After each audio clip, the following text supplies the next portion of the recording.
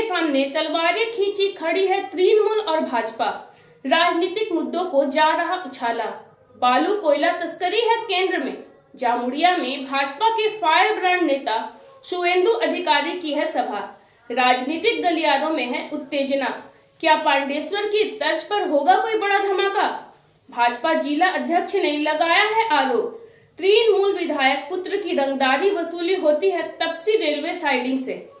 तो क्या युधिष्ठिर घोष की तर्ज पर होगा यहाँ भी कोई खेला?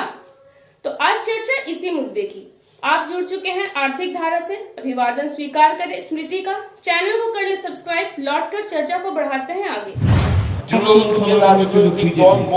भाजपा ने आसनसोल शहर में की थी परिवर्तन सभा। शामिल हुए थे प्रदेश के अध्यक्ष शमीक भट्टाचार्य। नए सिरे से सक्रिय हुए समाज सेवा से राजनीति में आए कृष्णा प्रसाद। जमकर वक्ताओं ने तृणमूल को बनाया निशाना। कोयला और बालू तस्करी से लेकर सभी अवैध धंधों की हुई थी चर्चा। ममता बनर्जी सरकार को बताया गया हर मोर्चे पर विफल। दावा किया गया मंच से वर्ष 2026 में होने वाले चुनाव में सरकार बनाएगी भाजपा। इसके जवाब में एक सप्ताह बाद सभा की तृणमूल ने उसी स्थान पर इस बार मुख्य वक्ता थे राज्य के मंत्री मलय घटक। उन्होंने भाजपा को दे दी खुली चुनौती। उन्होंने खिल्ली उड़ाते हुए किया दावा, भाजपा नेता हैं जनविरोधी। मंच पर भाजपा अध्यक्ष घिरे थे माफियाओं से। एक तरफ था कोयला माफिया तो दूसरी तरफ जमीन माफिया। मंत्री मलय ने कृष्णा प्रसाद को बताया था जमीन माफिया। दूसरे दिन भाजपा जिला कार्यालय में जिलाध्यक्ष देवतनु भट्टाचार्य ने खोला मोर्चा। मौके पर मौजूद थे कृष्णेंदु मुखर्जी भी। उन्होंने मंत्री से किया काउंटर सवाल।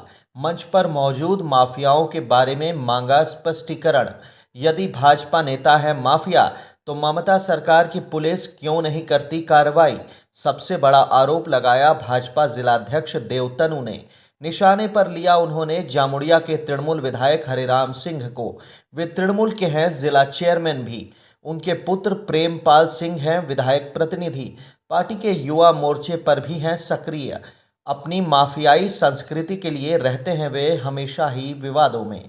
बिहार और यूपी के बाहुबलियों की तर्ज पर स्थापित होने की होती है कवायद। जिलाध्यक्ष ने किया दावा, तपसी रेलवे साइडिंग से होती है प्रेमपाल सिंह की रंगदारी वसूली। करोड़ों की राशि आती है हर महीने। इसके बाद ही शुवेंदु अधिकारी ने कर दी जामुड़िया में सभा की घोषणा।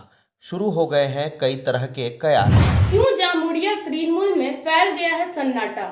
पांडेश्वर में जलवा दिखाया है शुवेंदु अधिकारी ने।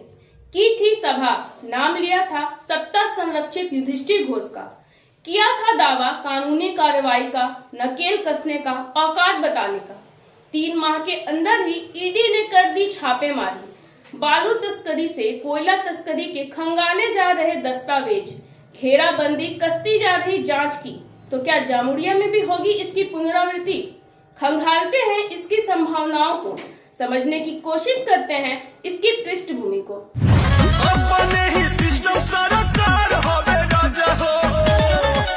अपनी गतिविधियों को लेकर हमेशा ही विवादों में रहे हैं विधायक पुत्र प्रेमपाल। महंगी कारों, वाहनों का काफिला लेकर निकलते हैं सड़कों पर। विधायक लिखे वाहनों का खुलेआम करते हैं उपयोग। यूपी के बलिया आने जाने के दौरान खूब मचता है भौकाल। धनबाद के बाहुबलियों को बुलाकर मचाते हैं वे धमाल भी। बिहार पुलिस ने दबोचा था विधायक वाहन पर सवार होने के मुद्दे पर। हो गया था एक्सीडेंट। छठ के मौके पर पुलिस सायरन बजाने को लेकर खूब हुआ था विवाद। मीडिया कर्मियों को मिली थी धमकी। ताम झाम में होता है करोड़ों का खर्च। अब विवेचना तपसी रेलवे साइडिंग की। इससे जुड़े हैं जामुड़िया और मंगलपुर औद्योगिक इलाके। बड़ी संख्या में बड़े बड़े इस्पात और सीमेंट उद्योग। रॉ मटेरियल आता है रेलवे रैक से। सड़क मार्ग से होती है उसकी ट्रांसपोर्टिंग। जिसका होता है साइडिंग पर एकाधिकार, उसकी मर्जी से चलती है ट्रांसपोर्टिंग। मनमाने रेट तय होने हैं वाहनों के। इससे होती है बड़ी कमाई। साथ ही चलती है रंगदारी वसूली भी। रॉ मटेरियल उत्पादों पर वसूला जाता है प्रति टन रंगदारी टैक्स। नहीं देने पर रॉ मटेरियल नहीं पहुंच पाता इंडस्ट्रीज तक। यह राशि होती है 100 रुपये से लेकर 300 रुपये प्रति टन तक। सहज ही अंदाजा लगाया जा सकता है वसूली की राशि का। यदि एक रैक से आया 20,000 टन तो वसूली राशि होगी 2 लाख से 6 लाख तक। पूरे माह में लगे 100 रैक तो सिर्फ रंगदारी टैक्स प्रति माह 6 करोड़। ट्रांसपोर्टिंग की कमाई तो होती है 50 करोड़ से अधिक। 2 वर्ष पहले उद्यमियों ने किया था इसका विरोध। 3 दिन तक साइडिंग में खड़े रहे थे रैक। बाद में हुआ था समझौता। धीरे धीरे सरेंडर कर दिया था उद्योगपतियों ने।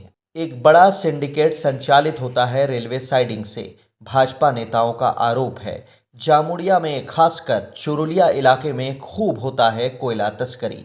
सीधी पार्टनरशिप है सत्तासीन नेताओं की। जिस नेता का कद जितना बड़ा उसकी हिस्सेदारी उतनी ही बड़ी।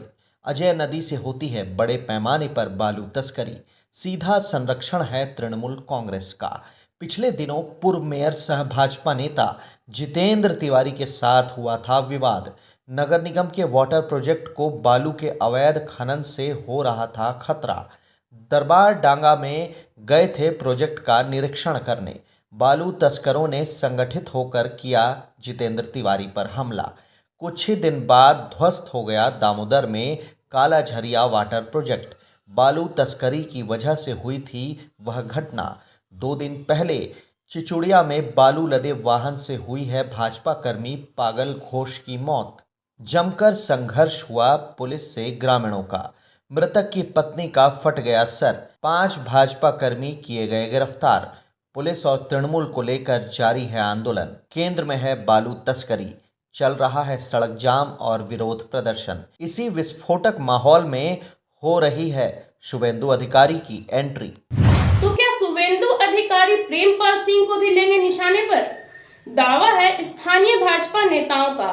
सभी संबंधित तथ्य उपलब्ध कराए जा चुके हैं उन्हें। माफियाई अंदाज, काली कमाई के सोर्स की। रेलवे साइडिंग जुड़ा है केंद्रीय संस्थान रेलवे मंत्रालय से। कोयला बालू तस्करी पर पहले से सक्रिय है ईडी, सीबीआई। तो क्या तृणमूल विधायक हरेराम सिंह होंगे निशाने पर? क्या युधिष्ठिर का परिणाम होगा प्रेमपाल का? करना होगा इंतजार शुभेंदु के आगमन का।